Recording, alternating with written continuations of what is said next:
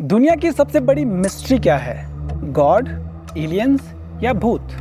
नहीं, दुनिया की सबसे बड़ी मिस्ट्री हो आप खुद, जो इस वीडियो को देख रहे हो और मेरी आवाज़ को सुन रहे हो। आखिर ये सब महसूस कौन कर रहा है? आप कौन हो? हाय माइंड डॉगलर। साइंस के इतनी ज़्यादा डेवलपमेंट होने के बावजूद कॉन्शियसनेस एक ऐसी पहेली है जिसका जवाब अभी तक कोई नहीं जानता है। लेकिन आज हम जानने वाले हैं कि एंशिएंट टाइम में लोगों ने इसे कैसे देखा और उससे उनकी लाइफ में क्या असर पड़ा और इससे हम क्या सीख सकते हैं। सबसे पहले इन तीन चीज़ों में डिस्टिंक्शन बनाना ज़रूरी होगा, जो है ब्रेन, माइंड और कॉन्शियसनेस। ब्रेन और बॉडी एक ही है, I mean, जो हमारा फिजिकल सेल्फ है, हम जानते हैं इसे, हम मतलब इससे रूबरू हैं। लेकिन माइंड जहाँ हमारे थॉट्स होते हैं, मेमोरीज होते हैं, जो हर फीलिंग्स का घर है, और कॉन्शियसनेस जो हर चीज़ का साक्षी है, I mean, जो अल्टीमेटली हर चीज़ एक्सपीरियंस कर रहा है। अद्वैत वेदांता, जिसके की फिगर हैं आदि शंकराचार्य, उनके अकॉर्डिंग हमारा माइंड ब्रेन एक इल्यूजन है और हमारी कॉन्शियसनेस एक परमानेंट चीज़ है। हमारा जो माइंड और ब्रेन है वो एक माया है, I mean, हमारी एक टेम्परेरी आइडेंटिटी। हमारी जो रियल आइडेंटिटी है वो हमारी कॉन्शियसनेस है, और वो कॉन्शियसनेस एक अलग चीज़ नहीं है, वो अल्टीमेटली हमारे जो अल्टीमेट कॉन्शियसनेस है उससे जुड़ी हुई है, जिसे वो ब्रह्मा कहते हैं। ब्रह्म या फिर ब्रह्म कहते हैं। यहाँ से कोड भी आता है, अहम ब्रह्मास्मि। मैं ये माइंड बॉडी के बियॉन्ड भी कुछ हूँ, ब्रह्म से जुड़ा हुआ हूँ। हम सब लोग, हम जो कहते हैं कि मैं ये हूँ, मैं वो हूँ, ये सब चीज़ एक माया है जो मौत के बाद एकदम ख़त्म हो जाएगी और होती ही है। आप इस चीज़ को इस तरह से फील कर सकते हो कि ये बॉडी और माइंड एक इल्यूजन है। जस्ट लाइक एक रस्सी आपने देखी और एक सांप लगा कि भाई ये तो सांप है, लेकिन आप नज़दीक गए तो वो एक रस्सी थी। अल्टीमेटली हमारी कॉन्शियसनेस क्या है? हमारी एक्चुअल आइडेंटिटी है अद्वैत वेदांता के अकॉर्डिंग। लेकिन इसके बिल्कुल अपोजिट व्यू है हमारा बुद्धिज़्म के अकॉर्डिंग।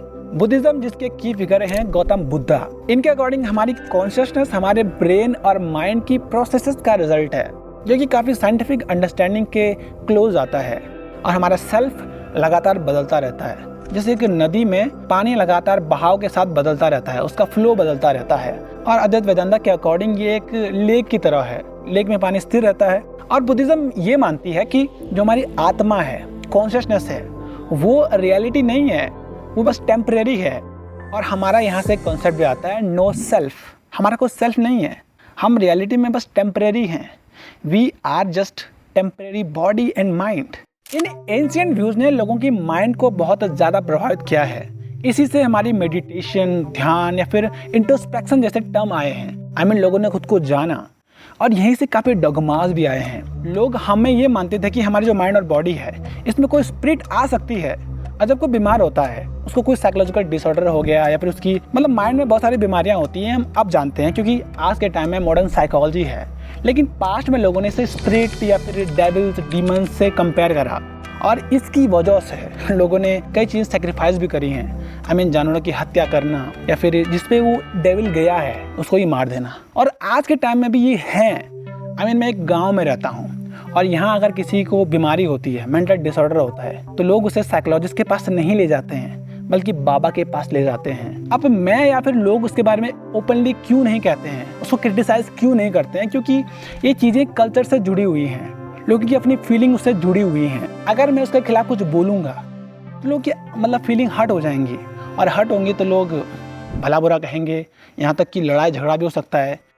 अद्वैत वेदांता और बुद्धिज़्म दोनों के व्यूज़ काफ़ी कमाल के हैं, क्योंकि जो बुद्धिज़्म का व्यू है नो सेल्फ का, और कॉन्शियसनेस जो लगातार चेंज होती रहती है, उसे हमारी रियल लाइफ में, प्रैक्टिकल लाइफ में हमें विजडम मिलती है कि हम हर दिन चेंज हो रहे हैं। हमारे अंदर कोई गिल्ट नहीं रहना चाहिए कि मैं ये हूँ, I mean, एक थप्पा कि मैं यही हूँ। नहीं, मैं लगातार चेंज हो रहा हूँ, और मेरी कोई रियल आइडेंटिटी नहीं है कि मैं ईगो बना लूँ कि मैं भाई सब कुछ हूँ। ये हमारी प्रैक्टिकल लाइफ के लिए काफ़ी कारगर है। लेकिन जहाँ तक बात आती है हमारी इमोशनल माइंड की, हमारी आइडेंटिटी की, तो वो अद्वैत वेदांता बहुत अच्छे से डील करता है। I mean, एक ऐसी कॉन्शियसनेस जो इस बॉडी और माइंड के बियॉन्ड भी हो सकती है। हम मटेरियल वर्ल्ड में कितना गुम हो जाते हैं कि भाई मैं ये हूँ, मेरे पास ये गाड़ी है, वो है। और अद्वैत वेदांता हमें एक सोचने का मौका दे रहा है कि हम कुछ और भी हैं। I mean, एक इमोशनल साइड, एक कंपैशन हर किसी के लिए, कि लोग अलग नहीं हैं, लोग हम ही जैसे हैं। तो आज की वीडियो में हमने कॉन्शियसनेस के एंशिएंट व्यूज पे चर्चा करी, जिसमें अद्वैत वेदांता और बुद्धिज्म मेन थे। उनमें अपने अंतर तो देख ही लिया होगा। लेकिन आपके माइंड में अगर कोई क्वेश्चन आया है इससे रिलेटेड तो आप मुझसे पूछ सकते हो, क्योंकि मैं अब रेगुलर वीडियो अपलोड करने वाला हूँ और आपसे जो आप क्वेश्चन करोगे ना उसको मैं अगली वीडियो में ही आंसर कर दूंगा। तो ज़रूर आप कमेंट करो और मैं मिलता हूँ आपको नेक्स्ट वीडियो में, जो कि ये है। इसमें मैंने कॉन्शियसनेस के नेचर के बारे में बात करी है, जो लगभग 11 मिनट की वीडियो है, आप देख सकते हो।